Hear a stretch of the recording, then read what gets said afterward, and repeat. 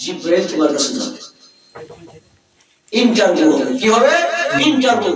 এই ইন্টারভিউর মধ্যে যে চারটে প্রশ্ন থাকবে, চারটে প্রশ্ন উত্তর যে দিবে সেই হবে তোমার অবর্তমানের রাজত্ব মালিক। সুবহানাল্লাহ সুবহানাল্লাহ। তারপরে কে হয়েছে মালিক? সুলাইমান পয়গম্বর। অনেক লম্বা ঘটনা, চারটে প্রশ্ন। এবারে আমি কি চাই, কয়টা প্রশ্ন করছে? চারটে প্রশ্ন। এক পৃষ্ঠার মধ্যে কুদরতি কাগজ আল্লাহ পাঠায় দিয়েছে জিব্রাইলের কাছে। হ্যাঁ, জিব্রাইল এসে করছে কি? জিব্রাইল এসে করছে কি?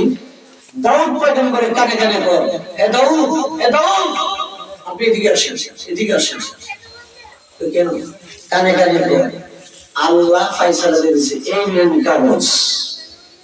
এই কুদরতি কাগজের এক পৃষ্ঠার মধ্যে চারটে প্রশ্ন, আর এক পৃষ্ঠার মধ্যে চারটে প্রশ্নের উত্তর। আপনার 18টা ছেলের মধ্যে যে ছেলে চারটে প্রশ্নের উত্তর দিতে সক্ষম, সেই হবে পরবর্তী অবর্তমানের রাজত্বের মালিক। সুবহানাল্লাহ। কঠিন বিষয় না? সবাইকে ডাকছে, হ্যাঁ, সরকার মন্ত্রী মিনিস্টার সবাইকে ডাকছে। এতে ভাষা ছিল জাস্ট ইন্টারভিউ হবে। এই 18টা ছেলের মধ্যে যেই চারটে প্রশ্ন উত্তর দিতে পারে সেই হবে রাজত্বের মালিক। এখন তোমরা থাকো, এখানে কোনো কারচুপি নেই, সবাই দেখতেছে। এক নম্বর প্রশ্ন, এক নম্বর প্রশ্ন। প্রশ্নগুলি কে করছে? আল্লাহ। কোরআন শরীফে বর্ণনা আছে, আল্লাহ বলছে যে বলো তো দেখি, দাউদ পয়গম্বর প্রশ্ন করে, বলো তো দেখি কি আসলে কি থাকে না। এক নম্বর বড় ছেলে, বাবা আমি এটা পারি।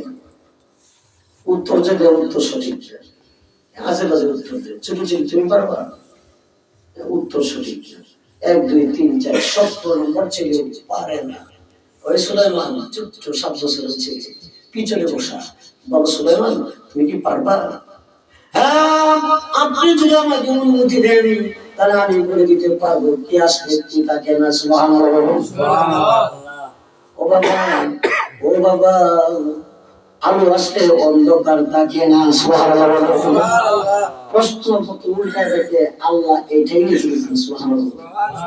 এরকম 3টা প্রশ্ন আছে, সবই রাখতে হবে। যে আসলে কথা বলে দিই, এই সুলাইমান বাদশা হয়েছে পরে কি 2 দিন পরে তার বাবা দাউদ পয়গম্বর মারা গেছে। দাফন কাফন করার পরে 3য় দিনে জাতির উদ্দেশ্যে ভাষণ দিছে কে? সুলাইমান পয়গম্বর।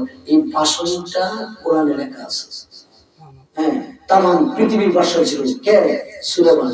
4 জন বাদশার মধ্যে একজন কি বাদশা শিকাঙ্গ, আরেকজন কি সুলাইমান। এই সুলাইমান বলতেছে আল্লাহ আমি শাসন করবো, আমার তো বিমান নেই, রকেট নাই, তোমাকে তত্ত্ব সুলাইমান জিনকে ডাকো, জিনদেরকে ডাকেছে যে তোমরা উন্নত কাঠ দিয়া সিংহাসন বানাও। সিংহাসনটা এত বড় হইতে হবে, আমার ডানে হলো 3000 চেয়ার, বামে 3000 চেয়ার, সামনে 3000 চেয়ার, পিছনে 3000 কুরসি, মিডল পয়েন্টে আমার সিংহাসন থাকবে। এত বড় সিংহাসন বানাইতে হবে। কোরআনের বর্ণনা ওরা বানাইছে, আল্লাহ বানাইছে। তো তুমি 3000 3000 3000 3000 কতগুলো হিসাব করেন, তুমি মাঝখানে বসো, বসছে আল্লাহ কি হবে? ও এই সিংহাসন আকাশে হবে। সুবহানাল্লাহ। সিংহাসন চলে যাবো আকাশে, ও বসলাম তো আল্লাহ যায় না তো, ও যাবে, যাবে। এটা হলো মন্ত্র আছে কি? তুমি আমার হাবিবের উপর 3 বার দুরূদ শরীফ পড়ো। সুবহানাল্লাহ। দুরূদ পড়ছে ওরে বাবারে 3000, ডাইনে বামে 3000, সামনে 3000, পিছনে 3000, মাঝখানে সুলাইমান বাদশা সহ বিমানের মধ্যে উপরে যেতেছেন। সুবহানাল্লাহ। সুবহানাল্লাহ। ঘন্টা লাখ রকমের যায়। যাই হোক ঘটনা হলো, যেতে যেতে উপরে চলে গেছে। আল্লাহ রোদ লাগে, মাথার মধ্যে রোদ লাগে। আল্লাহ